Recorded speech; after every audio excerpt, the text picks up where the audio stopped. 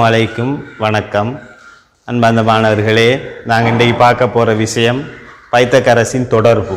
பைத்தகரஸின் தொடர்பு நீங்கள் தரம் 9 பார்த்துருப்பீங்க, தரம் 10 பார்த்துருப்பீங்க. நாங்கள் இன்றைக்கு 11லையும் அதை பார்ப்போம்.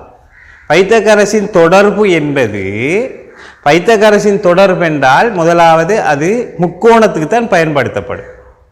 என்ன முக்கோணம் என்றால் செங்கோண முக்கோணிக்கு மாத்திரம்தான் அது பயன்படுத்தப்படும். பைத்தகரஸின் தொடர்பு செங்கோண முக்கோணிக்கு மாத்திரம்தான் பைத்தகரஸ் தொடர்பு பயன்படுத்தப்படும். என்ன பைத்தகரஸின் தேற்றம் என்பது? பைத்தகரஸின் தொடர்பு, பைத்தகரஸின் தேற்றம். பைத்தகரஸின் தேற்றம் என்றால் யாதாயினும் ஒரு செங்கோண முக்கோணியில், யாதாயினும் ஒரு செங்கோண முக்கோணியில் செம்பக்கத்தின் மீது வரையப்படும் சதுரத்தின் பரப்பளவு, செம்பக்கத்தின் மீது வரையப்படும் சதுரத்தின் பரப்பளவு ஏனைய பக்கங்களினால் வரையப்படும் சதுரங்களின் பரப்பளவுகளின் கூட்டுத்தொகைக்கு சமம். இதர பரப்பளவு 16 சென்டிமீட்டர் வர்க்கம், இதர பரப்பளவு 9 சென்டிமீட்டர் வர்க்கமாக இருந்தால் இதர பரப்பளவு செம்பக்கத்தின் மீது அமையும் சதுரத்திர பரப்பளவு 25 சென்டிமீட்டர் வர்க்கம். இது ரெண்டையும் கூட்டினால் இது வரும். இந்த பைத்தகரஸின் தொடர்புல இருந்து, இந்த பைத்தகரஸின் தொடர்பு தேற்றத்தில் இருந்து நாங்கள் பைத்தகரஸின் தொடர்பை பெற்றுக்கொள்ளலாம். பைத்தகரஸின் தொடர்பை எவ்வாறு பெற்றுக்கொள்வது என்று பார்ப்போம். ஏ பி சி என்கிற ஒரு செங்கோண முக்கோணி, ஏ செங்கோணம், செங்கோணத்துக்கு எதிரே உள்ள பக்கம் செம்பக்கம். செங்கோண முக்கோணியில செம்பக்கத்தின், அதாவது பெரிய பக்கம் செம்பக்கமாக இருக்கும். செங்கோண முக்கோணியில பெரிய பக்கம் செம்பக்கமாக இருக்கும். இந்த செங்கோண முக்கோணியில பைத்தகரஸின் தொடர்பை நாங்கள் எவ்வாறு பெற்றுக்கொள்வது என்பதை பார்ப்போம். பைத்தகரஸின் தேற்றம் என்ன சொல்லுது? செம்பக்கத்தின் மீது வரையப்படும் சதுரத்தின் பரப்பளவு.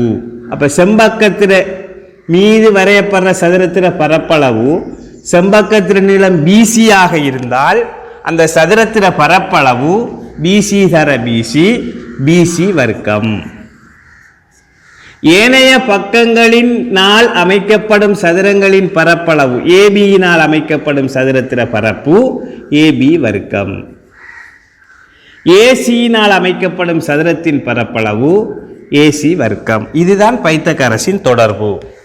பைத்தகரஸின் தொடர்பு என்பது செம்பக்கத்தின் மீது வரையப்படும் சதுரத்தின் பரப்பளவு, ஆகவே செம்பக்கத்தில வர்க்கம். ஏனைய பக்கங்களினால் அமைக்கப்படும் சதுரங்களின் பரப்பளவுகளின் கூட்டுத்தொகைக்கு சமன். இதால் அமைக்கப்படுற சதுரத்தில பரப்பு இந்த ஒரு பக்கத்தில வர்க்கம், ஏபி வர்க்கம், ஏசி வர்க்கம். இதுதான் பைத்தகரஸின் தொடர்பு.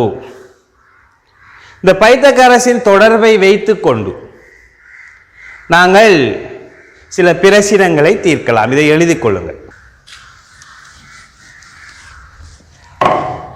இப்போ பைத்தகரஸின் தொடர்பு, முதலாவது கேள்வி ஒன்று வருது. இந்த முக்கோணங்களுக்கு பைத்தகரஸின் தொடர்பை பாவிக்க செல்லும். இது ஏ, இது பி, இது சி. இதுக்கு பைத்தகரஸின் தொடர்பு எப்படி பாவிக்கிற? செம்பக்கத்தில் வர்க்கம், சி வர்க்கம், ஏனைய பக்கங்களின் வர்க்கங்களின் கூட்டுத்தொகைக்கு சமன், ஏ வர்க்கம் பிளஸ் பி வர்க்கம். செங்கோண முக்கோணியில செம்பக்கத்தில் வர்க்கம் ஏனைய பக்கங்களின் வர்க்கங்களின் கூட்டுத்தொகைக்கு சமன். நாம் இப்போ ஒரு கேள்வி ஒன்று பார்ப்போம். இது ஒரு செங்கோண முக்கோணி. இது 8 சென்டிமீட்டர், இது 9 சென்டிமீட்டர். எக்ஸ்ங்கிற செம்பக்கத்தை காண்க என்ற ஒரு கேள்வி வருது. அப்ப பைத்தகரஸ் தொடர்பு செம்பக்கத்தில் வர்க்கம் எக்ஸ் வர்க்கம் ஏனைய பக்கங்களின் வர்க்கங்களின் கூட்டுத்தொகைக்கு சமன் 8 வர்க்கம் பிளஸ் 9 வர்க்கம். இதை நாங்கள் எக்ஸ் சென்டிமீட்டர் என்று வைத்துக் கொள்வோம். எக்ஸ் வர்க்கம் சமன் 8 வர்க்கம் சக 9 வர்க்கம் 6. இது 6 சென்டிமீட்டர், சாரி இது 6 சென்டிமீட்டர். அப்போ 6 வர்க்கம். இது 6, இது 8. x வர்க்கம் சமன் 8 வர்க்கம் 8 தர 8 64, 6 வர்க்கம் 6 தர 6 36. ஆகவே x வர்க்கம் சமன் 64 சக 36 100. x வர்க்கம் சமன் 100 10 வர்க்கம். ஆகவே x சமன் 10. ஆகவே இந்த நீளம் 10 சென்டிமீட்டராக இருக்கும். பைத்தகரஸ் தொடர்பு செம்பக்கத்திர வர்க்கம் x வர்க்கம் ஏனைய பக்கங்களின் வர்க்கங்களின் கூட்டுத்தொகைக்கு சமன். இது 8 வர்க்கம், இது 6 வர்க்கம். 8 8 64, 6 6 36, 100. ஆகவே x சமன் 10 சென்டிமீட்டர். கோப்பில் எழுதிக்கொள்ளும். அடுத்த உதாரணம் ஒன்று பார்ப்போம்.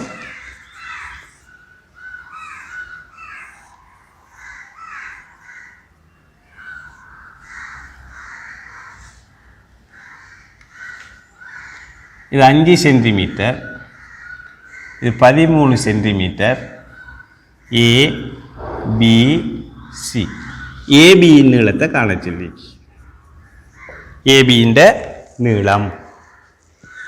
அப்போ நாம் பைத்தகரஸ் தொடர்பை பாவிப்போம். ஏசி வர்க்கம் சமன் செம்பக்கத்திர வர்க்கம் சமன் ஏனைய பக்கங்களின் வர்க்கங்களின் கூட்டுத்தொகைக்கு சமன் ஏபி வர்க்கம் சக பிசி வர்க்கம். இதுதான் பைத்தகரஸ் தொடர்பு. ஏசி 13, அவை 13 வர்க்கம். ஏபி அதான் காணணும், ஏபி வர்க்கம். பிசி 5 வர்க்கம். 13 வர்க்கம் 13 தர 13 169. 13 13ஆல் பெருக்கினால் 169. ஏபி வர்க்கம் சக 5 5 25.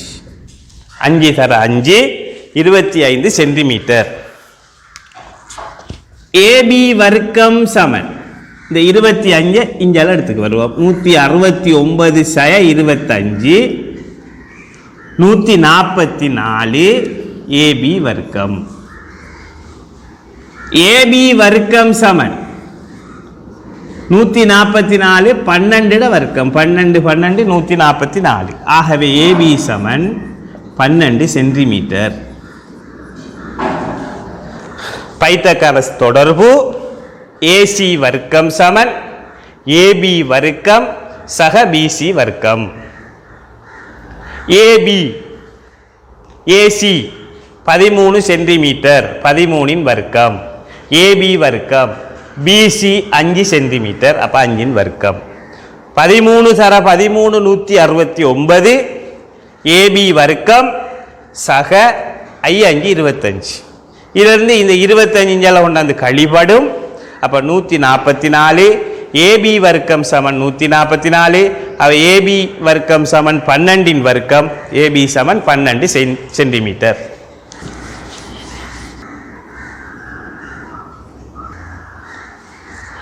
எக்ஸினுடைய பரிமாணத்தை காண்க. எக்ஸினுடைய நீளத்தை காண்க. எக்ஸின் நீளம் என்ன? இதில் 2 செங்கோண முக்கோணிகள் காணப்படுகிறது. ஒன்று இது ஏ பி சி டி. ஏடிசி என்கிற ஒரு செங்கோண முக்கோணி, ஏபிசி என்கிற ஒரு செங்கோண முக்கோணி. 2 செங்கோண முக்கோணிகள் காணப்படுகிறது. இப்போ இந்த செங்கோண முக்கோணினால் நமக்கு கேட்கப்பட்ட எக்ஸ்ங்கிற பெருமானத்தை நாம காணலாம். எக்ஸ்ங்கிற பெருமானம் காண்பதாக இருந்தால் செம்பக்கம் தெரியும், இந்த பக்கம் தெரியாது. இந்த பக்கத்தை நாங்கள் காணணுமாக இருந்தால் இந்த முக்கோணத்தை பயன்படுத்தணும். ஆகவே முக்கோணி ஏபிசியில் பைத்தகரஸ் தொடர்பை நாங்கள் பயன்படுத்தினால் ஏசி வர்க்கம் சமன் 9 வர்க்கம் சக 12 வர்க்கம். 9 வர்க்கம் 9 தர 9 81, 12 தர 12 144,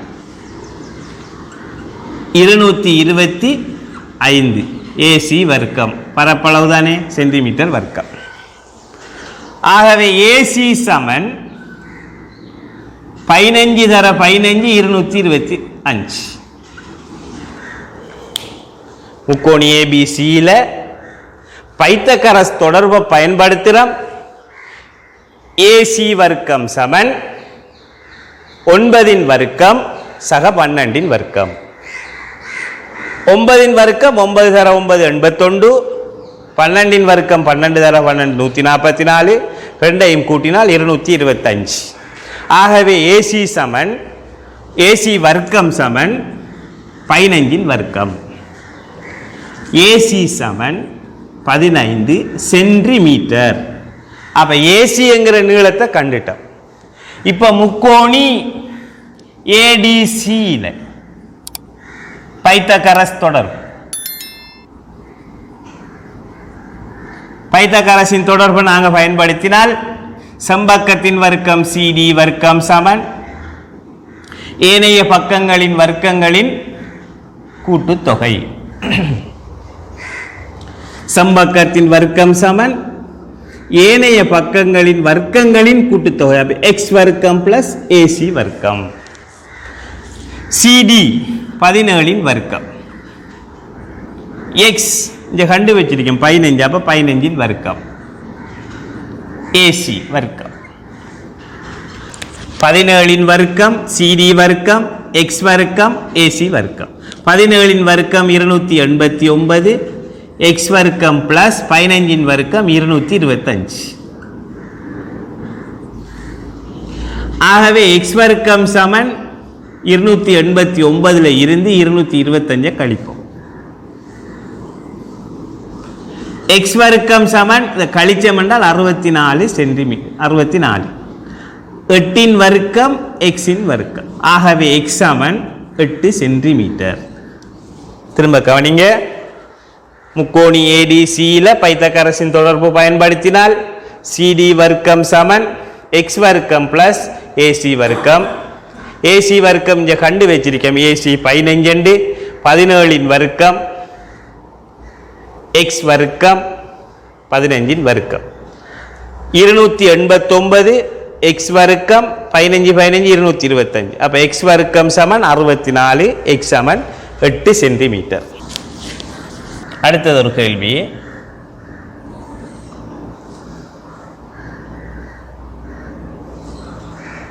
இது வர்க்க மூலம் 5 சென்டிமீட்டர், இது வர்க்க மூலம் 2 சென்டிமீட்டர், இது 1 சென்டிமீட்டர். எக்ஸினுடைய பெருமானத்தை காண சொல்லிக்கு. இந்த முக்கோணியை நாம பி கியூ ஆர் என்று வைத்துக் கொள்வோம். இதை எஸ் என்று வைத்துக் கொள்வோம். இப்போ எக்ஸினுடைய பெருமானத்தை காண்க. எக்ஸின் பெருமானம், எக்ஸினுடைய பெருமானம்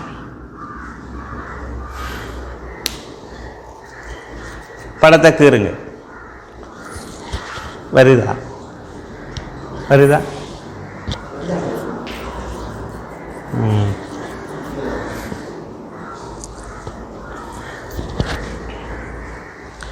அடுத்தது எக்ஸினுடைய பெருமானத்தை காண சொல்லிருக்கு. எக்ஸினுடைய பெருமானம் காண்பதாக இருந்தால் இந்த செங்கோண முக்கோணிக்குத்தான் பயன்படுத்தலாம், அல்லது பெரிய இந்த செங்கோண முக்கோணிக்கு பயன்படுத்தலாம். இது செங்கோண முக்கோணி என்று செல்ல இயலாது. தரவுல இது செங்கோண முக்கோணி, அப்ப இதுவும் செங்கோண முக்கோணி. அவை 2 செங்கோண முக்கோணியிலே பைத்தகரஸ் தொடர்பு பயன்படுத்தினால்தான் எக்ஸினுடைய பெருமானத்தை நாங்கள் காணலாம். அவை முதலாவது முக்கோணி பிக்யூஎஸ்ஸில் பைத்தகரஸ் தொடர்பை பயன்படுத்துவோம். செம்பக்கத்தின் வர்க்கம், வர்க்க மூலம் 5 வர்க்கம், ஏனைய பக்கங்களின் வர்க்கங்களின் கூட்டுத்தொகை. இந்த செங்கோண முக்கோணிக்கு இதன் வர்க்கம் சமன் இதில வர்க்கம் சக இதில வர்க்கம். வர்க்க மூலம் 5 வர்க்கம் 5 தான். வர்க்க மூலம் வர்க்கமும் இல்லாமல் போயிடும். இது 2. ஏன்? வர்க்க மூலம் 5 தர வர்க்க மூலம் 5, வர்க்க மூலம் 25, அதாவது 5 சக QS வர்க்கம். 5 2 கழித்தால் QS வர்க்கம். 3 சமன் QS வர்க்கம். QS வர்க்கம் சமன் 2 கொண்டாந்து கழிச்சால் 3. அது அப்படியே இருக்கட்டு. இந்த செங்கோண முக்கோணி QSR இல் பைத்தகரஸ் தொடர்பு பயன்படுத்தினால் x வர்க்கம் சமன் 1 வர்க்கம் சக QS வர்க்கம். QS வர்க்கத்துக்கு நாங்கள் இந்த 3 கண்டு வச்சிருக்கோம். அதாவது QS சமன் வர்க்கமூலம் 3 வர்க்கமூலம் 3 வர்க்கம் 3 தான் வரும். x வர்க்கம் சமன் 1 சக வர்க்கமூலம் 3 வர்க்கம் 3. x வர்க்கம் சமன் 4, x சமன் 2 வர்க்கமூலம். ஆகவே வர்க்கமூலம் 4 2. x வர்க்கம் சமன் 1 3 4. x வர்க்கம் சமன் 4 ஆக இருந்தால் x வர்க்கம் சமன் 2 வர்க்கம். ஆகவே x சமன் 2. முக்கோணி QSR இல் பைத்தகரஸின் தொடர்பு x வர்க்கம் சமன் 1 வர்க்கம் சக வர்க்கமூலம் 3 வர்க்கம். இதர வர்க்கம் 3 3 1 4. x வர்க்கம் சமன் 2 வர்க்கம். x சமன் 2. இது இந்த முக்கோணிக்கு பயன்படுத்தினாங்க. x இனுடைய பெருமானத்தை காண்றோம். எழுதிக் கொள்ளும்.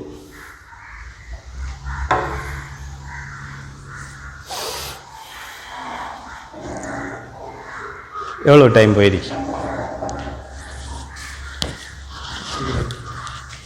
20. இந்த இது நல்ல கிளியர். இந்த பென்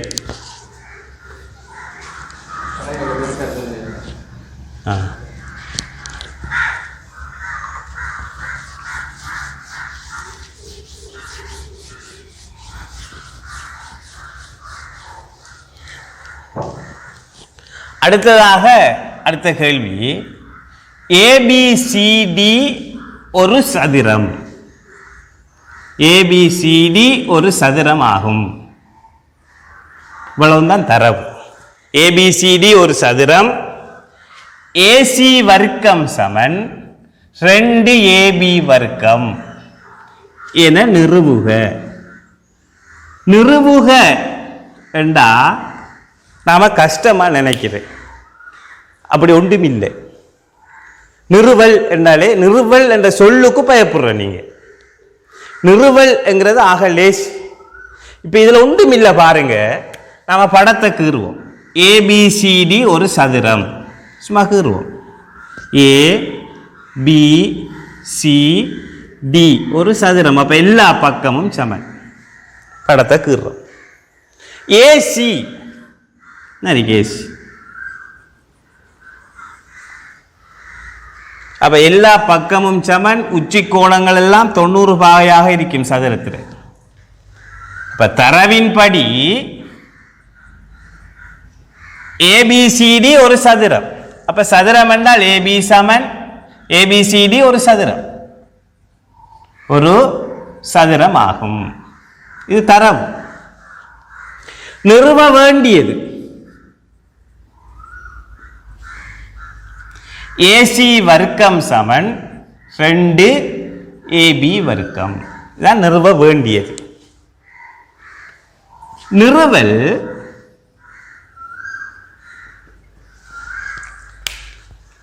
AC AB BC. நிறுவல் நமக்கு தெரியும். இது சதுரம்ங்கிறதால AB சமன் BC சமன் AB சமன் BC சமன் DC சமன் AD. 4 பக்கமும் சமன் அரிக்கும். AB BC CD எல்லாம் சமன் அரிக்கும். 4 பக்கமும் சமன். முக்கோணி ABC இல் பைத்தகரஸ் தொடர்பு. ABC இல பைத்தகரஸின் தொடர்பை பாவித்தால் AC வர்க்கம் சமன் AC வர்க்கம் சமன் AB வர்க்கம் சக BC வர்க்கம். பைத்தகரஸ் தொடர்பு. ஏசி வர்க்கம் சமன் செம்பக்கத்திர வர்க்கம் சமன் ஏனைய பக்கங்களின் வர்க்கங்களின் கூட்டுத்தொகை. ஏசி வர்க்கம் சமன் ஏபி வர்க்கம். விடைய பாருங்க, என்ன நிறுவனம்? ஏசி வர்க்கம் சமன் 2ab. அப்ப ஏசியும் ஏபியும் தான் நிறுவல சம்பந்தப்படுது. அப்ப பிசி என்கிற நீளம் தேவையில்லாத நீளம். ஆகவே நாங்க பிசிக்கு பதிலாக சதுரம்ங்கிறதால ஏபி என்றே போடலாம். அப்ப ஏபி வர்க்கம். ஒரு ஏபி வர்க்கம் ஒரு ஏபி வர்க்கம் மொத்தமாக 2ab வர்க்கம் சமன் ஏசி வர்க்கம். இதான் நிறுவல். இதான் நிறுவல். இதுக்கு பைத்தகரஸ் தொடர்பை போடுறோம். இந்த நீளத்துக்கு பதிலாக ஏபி என்கிற நீளத்தை போடுறோம். அப்ப ஒரு ஏபி வர்க்கம் ஒரு ஏபி வர்க்கம் 2ab வர்க்கமாக காணப்படும். அடுத்த கேள்வி, சமபக்க முக்கோணி ஏபிசியில் ஏடி ஆனது பிசியின் செங்குத்துயரம் ஆகும். பிசிக்கு வரையப்பட்ட செங்குத்துயரம் ஆகும். வரையப்பட்ட செங்குத்துயரம் ஆகும். நிறுவ வேண்டியது என்னென்றால் 4ad வர்க்கம் சமன் 3bc வர்க்கம். முக்கோணி ஏபிசியில முக்கோணி ஏபிசி சமபக்க முக்கோணி ஏபிசியில் ஏடி ஆனது பிசிக்கு வரையப்பட்ட செங்குத்துயரம் ஆகும். 4ad வர்க்கம் சமன் 3bc வர்க்கம் என நிறுவுக. இவ்வளவுதான் கேள்வி. சமபக்க முக்கோணி ஏபிசியில். அப்ப சமபக்க முக்கோணியை கீறுவோம். ஏபிசி சமபக்க முக்கோணி. ஏடி ஆனது பிசிக்கு வரையப்பட்ட செங்குத்துயரம் ஆகும். சமபக்க முக்கோணி ஏபிசியில ஏடி ஆனது பிசிக்கு வரையப்பட்ட செங்குத்துயரம் ஆகும். இப்படி நிறுவ கேட்டிருக்கு. படத்தை வரைங்க. அப்ப நாங்கள் எழுதலாம், தரவு முக்கோணி ஏபிசி ஒரு சமபக்க முக்கோணியாகும். முக்கோணி ஏபிசி ஒரு சமபக்க முக்கோணியாகும். தரவு பிசிக்கு செங்குத்து ஏடி ஆகும். இதான் தரவு. நிறுவ வேண்டியது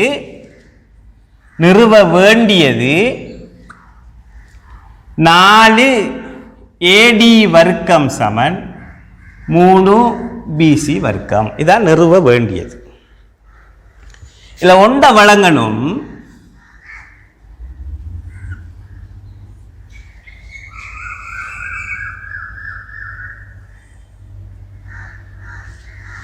இல்ல ஒண்ட வழங்குங்க. என்னன்னு சொன்னால், இதுல 4ad வர்க்கம் ஏடி சம்பந்தப்பட்டிருக்கு.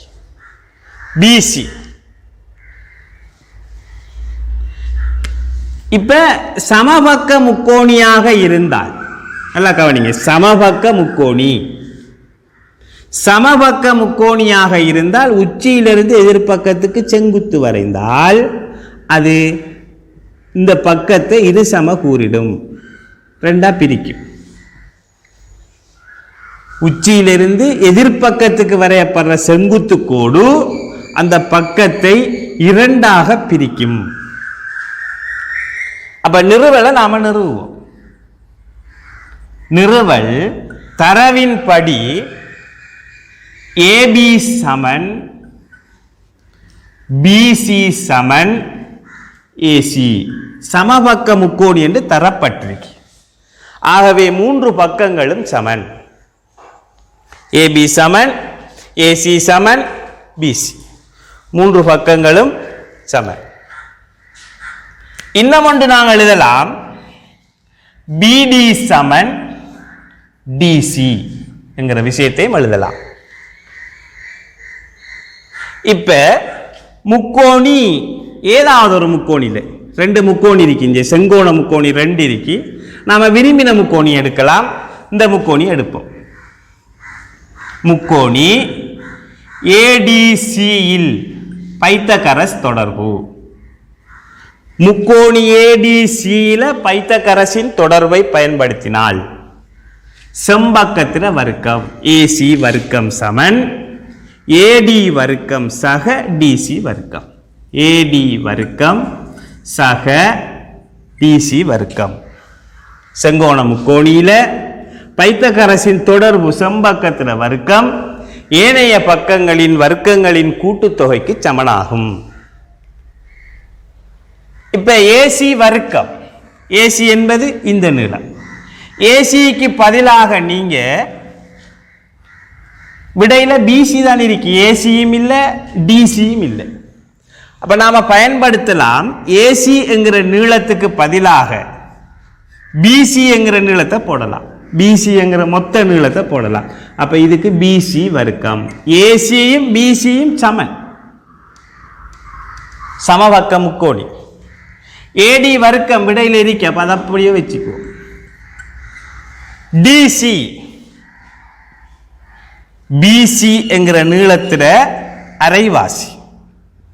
டிசி என்கிற நீளம் பிசி என்கிற நீளத்தில் அரைவாசி. ஆகவே டிசிக்கு பதிலா பிசியில அரைவாசி என்று நாங்கள் போட்டுக்கொள்ளலாம். நல்லா கவனிங்க. ஏசி வர்க்கம் சமன் ஏடி வர்க்கம் சக டிசி வர்க்கம். ஏசி வர்க்கம் சமன் ஏடி வர்க்கம் சக டிசி வர்க்கம். ஏசி என்பது இது சமபக்க முக்கோணி என்பதால் பிசிக்கு சமன் பிசி ஏடி. டிசி பிசி என்கிற நீளத்தில் மொத்த நீளத்தில் அரைவாசி. அப்ப ரெண்டால பிரிச்சிருக்கோம். பிசி வர்க்கம் சமன் ஏடி வர்க்கம் சக பிசி வர்க்கத்தின் கீழ் 2 வர்க்கம் 4. மொத்தமா நாங்க 4ஆல இதை பெருக்கினால் 4 பிசி வர்க்கம் சமன் 4ஆல பெருக்குவோம். இதை 4ஆல பெருக்குவோம், இதையும் 4ஆல பெருக்குவோம், இதையும் 4ஆல பெருக்குவோம்.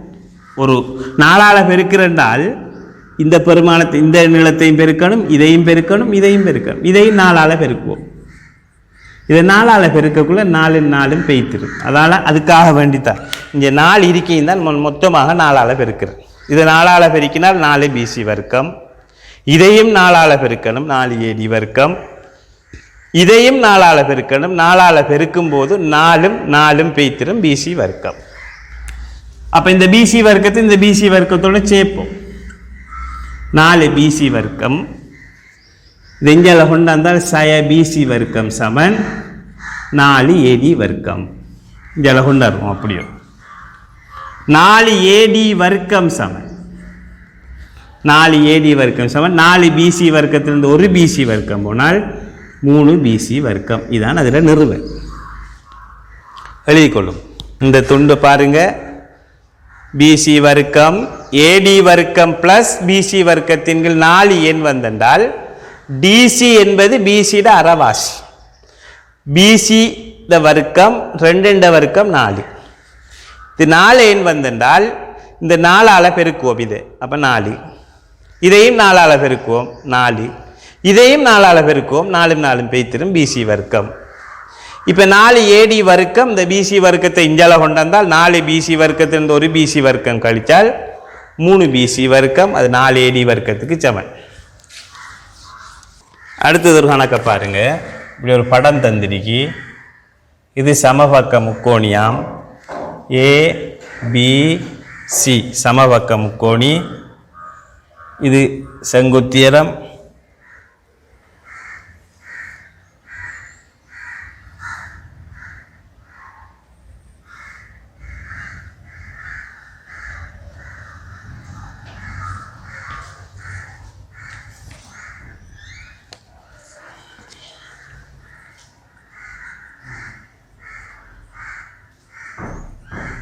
ரைட். என்ன விஷயம் என்றால் இப்படி ஒரு படம் தந்திரிக்கி. சமபக்க முக்கோணி ஏபிசியில் ஏடி ஆனது பிசியின் செங்குத்துயரம் ஆகும். டிசி சமன் சிஇ ஆகும் வண்ணம் பிசி என்கிற பக்கம் இ வரை நீட்டப்பட்டுள்ளது தரப்பட்டு.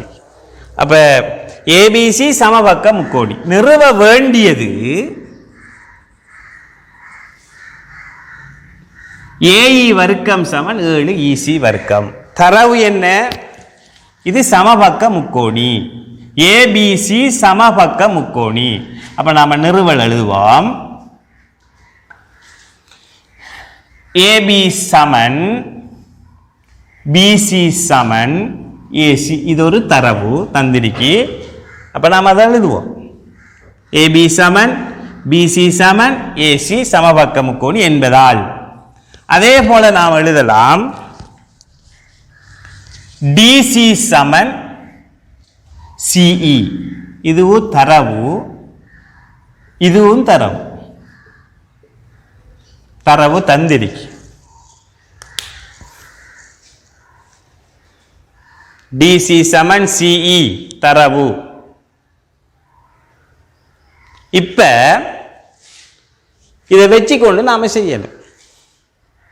ஏஇ நரிக்கு, இசி நரிக்கு, ரெண்டும் தான் தொடர்பு அறிக்கை, வேற ஒன்றுமே இல்லை. இப்ப நாம எழுதலாம் முக்கோணி ஏடிஇல பைத்தகரஸ் தொடர்பை பாவிப்போம். பைத்தகரஸின் தொடர்பு ஏஇ வர்க்கம் சமன் டிஇ வர்க்கம் சக ஏடி வர்க்கம். ஏஇ வர்க்கம் சமன் டிஇ வர்க்கம் சக ஏடி வர்க்கம். இதான் பைத்தகரஸ் தொடர்பு. ஏஇ வர்க்கம் சமன்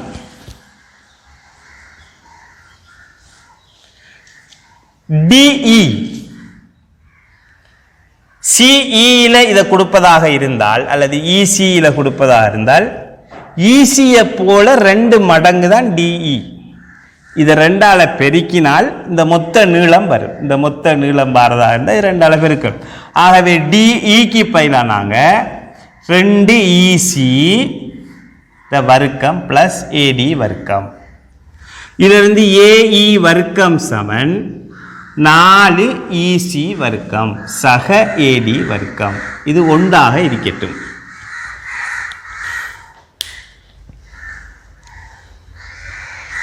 முக்கோணி ஏடிஇல பைத்தகரஸ் தொடர்பை பயன்படுத்தினமாக இருந்தால் ஏஇ வர்க்கம் சமன் டிஇ வர்க்கம் பிளஸ் ஏடி வர்க்கம். ஏஇ வர்க்கம் சமன் டிஇ, அதுக்கு பதிலா சிஇ அல்லது இசி என்கிற நீளத்தில் 2 மடங்கு தான் டிஇ, அதை போட்டிருக்கேன். சக ஏடி வர்க்கம். இது முதலாவது சமன்பாடாக இருக்கட்டும்.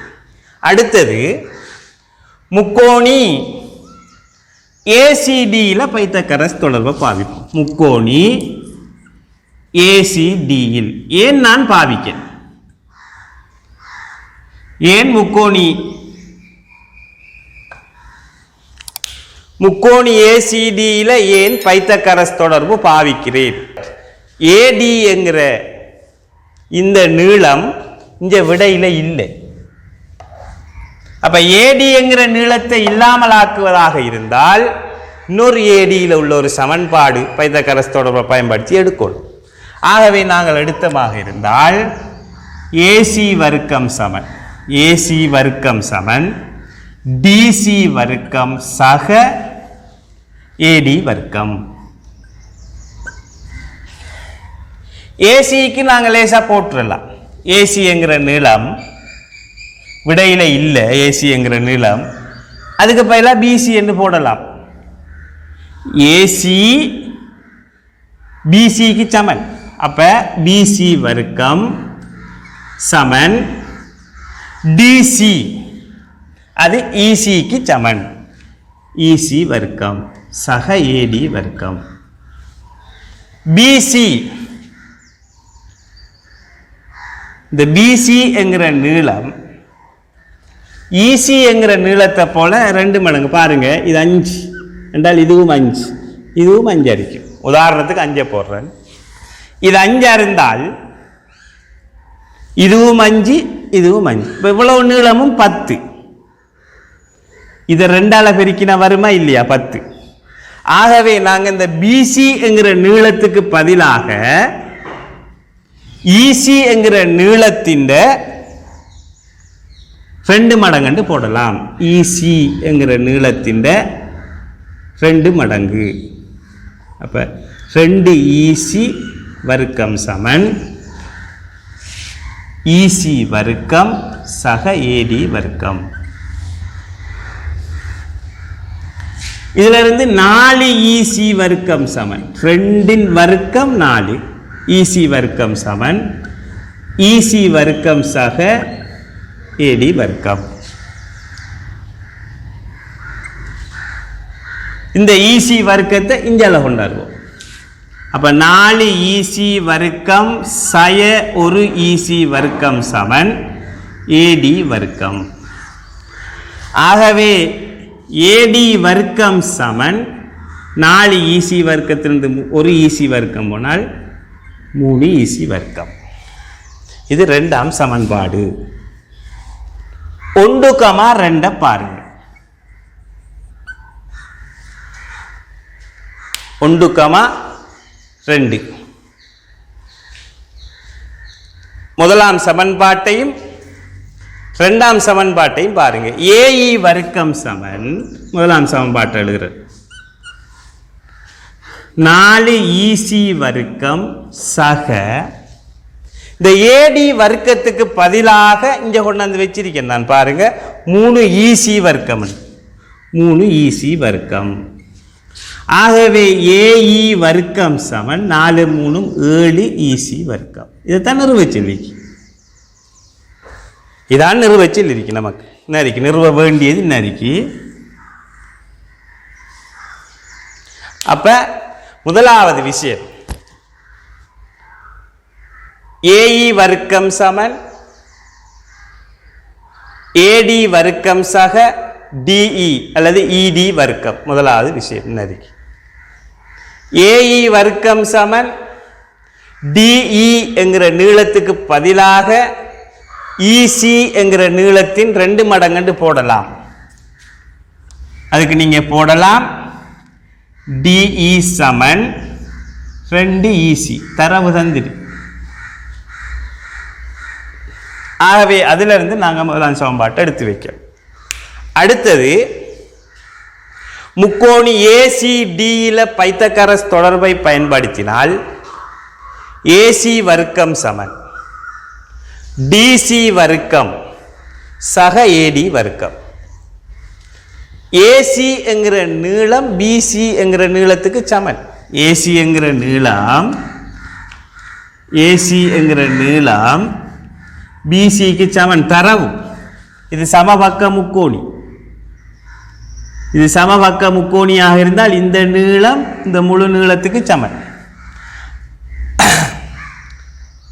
அதை நாங்கள் போட்டிருக்கோம். ஏசி என்கிற நீளம் பிசி என்கிற நீளத்துக்கு சமன். இங்க பாருங்க, பிசி இந்த இசி 2 மடங்கு. அப்ப பிசி ஆனது 2 இசி. அது இன்னைக்கு.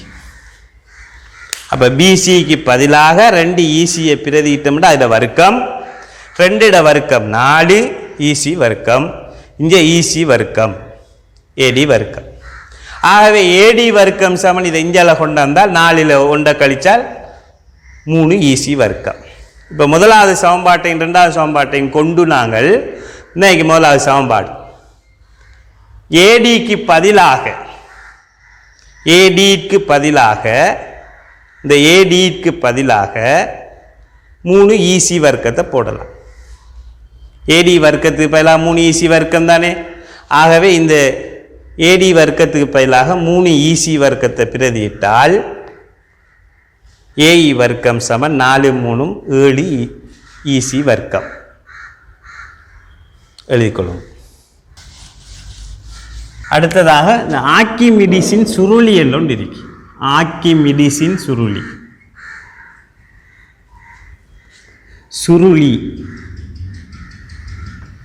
ஆர்க்கிமிடிஸின் சுருளி ஒன்றுமில்லை. இப்போ இது 1 சென்டிமீட்டர் நீளமான கோடு. இதுக்கு செங்குத்தாக 1 சென்டிமீட்டர் நீளமான கோடு. நீங்க வர்க்கமூலம் 2 பெருமானத்தை கணிப்பதாக இருந்தால் ஆர்க்கிமிடிஸின் சுருளியை பாவிக்கலாம். ஆர்க்கிமிடிஸின் சுருளி இப்போ வர்க்கமூலம் 2 பெருமானம் என்னென்று கணிக்க போகிறோம். அப்போ இதில் ஒன்று இங்கே ஒன்று அழகாக நாம ரூலரில் இங்கே ஒன்று எடுக்கலாம் செங்குத்து. இதை கீறி எடுத்தால் இந்த நீளத்தை ஒன்றின் வர்க்கம் இது எக்ஸ்டெண்ட் எடுத்தால்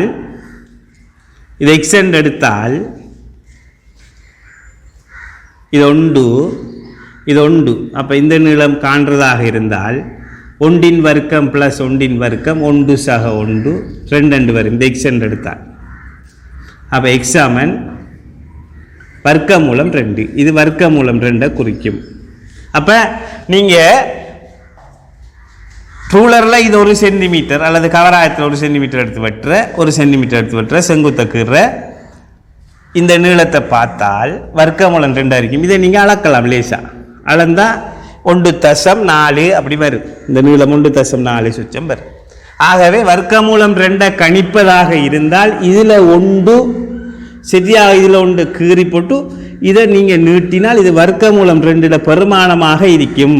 இதை அளந்து நீங்கள் ரூலரில் அளந்து பார்த்தால் வர்க்கமூலம் 2 1.4 என்று வரும். இது அதே போல் திரும்ப இதில் 1 இங்கே நீங்கள் இதை அளந்தால் இது வர்க்கமூலம் 3 குறிக்கும். அதே போல் இங்கே 1 இதை நீங்கள் நீட்டினால் இது வர்க்கமூலம் 4 குறிக்கும். அதாவது அளந்து பார்த்தா நீங்கள் சிட்டியா 2 இருக்கும். இங்கே 1 இதை நீட்டினால் இது வர்க்கமூலம் 5 குறிக்கும். இப்படி நாங்கள் விரும்பின நீளத்தை இது வர்க்கமூலம் 6 குறிக்கும். இந்த நீளம் வர்க்கமூலம் 7 குறிக்கும்.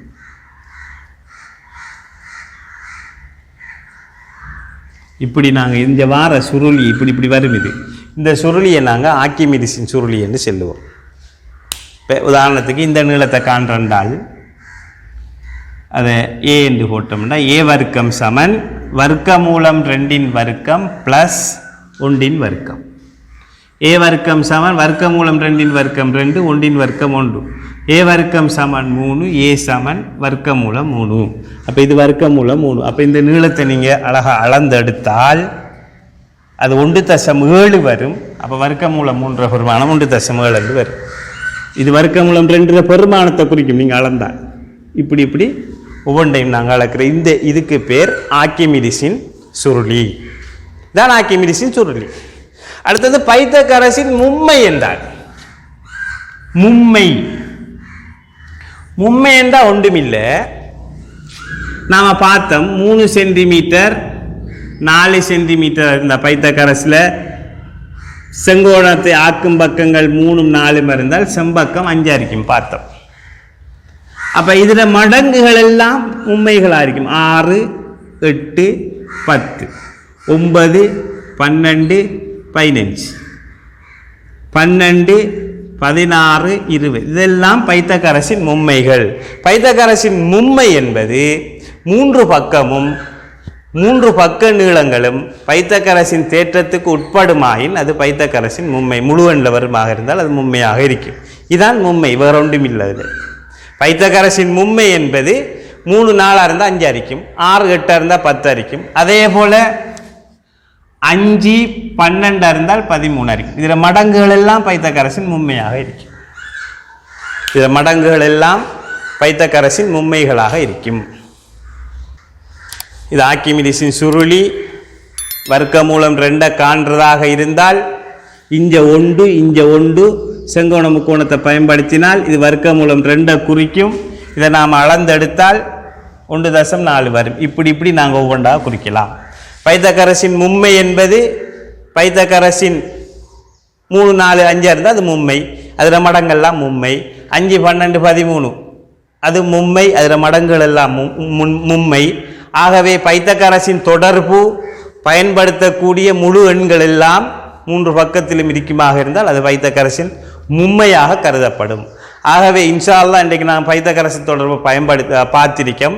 இது அலகு 17 17.1 17.2 இருக்கிற பயிற்சிகள் எல்லாம் செஞ்சு பாருங்க. செஞ்சு பார்த்து போட்டு டவுட்டுகள் இருந்து நீங்கள் பயிற்சிகளை செஞ்சு பாருங்க. செஞ்சு பார்த்து போட்டு விளங்காத பகுதிகள் இருந்தால் கீழே கொமெண்ட்ஸில் போடலாம், நான் அதுக்கு பதில் அளிப்பேன். நீங்கள் பார்த்து பயன்பெற்று கொள்ளுங்கள். பைத்தகரசின் தொடர்பை இதில் இருக்கிற பயிற்சிகள் எல்லாத்தையும் செஞ்சு பாருங்கள். செஞ்சு பார்த்து போட்டு விளங்காத கணக்கை எங்களுக்கு கொமெண்ட்ஸில் போடலாம், நாங்கள் செஞ்சு காட்டுவோம், எந்த பிரச்சனையும் இல்லை. ஆகவே இத்துடன் முடிக்கிறேன். பைத்தகரசி தொடர்பை அடுத்த வகுப்புள்ள நாங்கள் அடுத்த 18வது அலகை பார்ப்போம் இன்ஷா அல்லாஹ். அஸ்ஸலாமு அலைக்கும், வணக்கம்.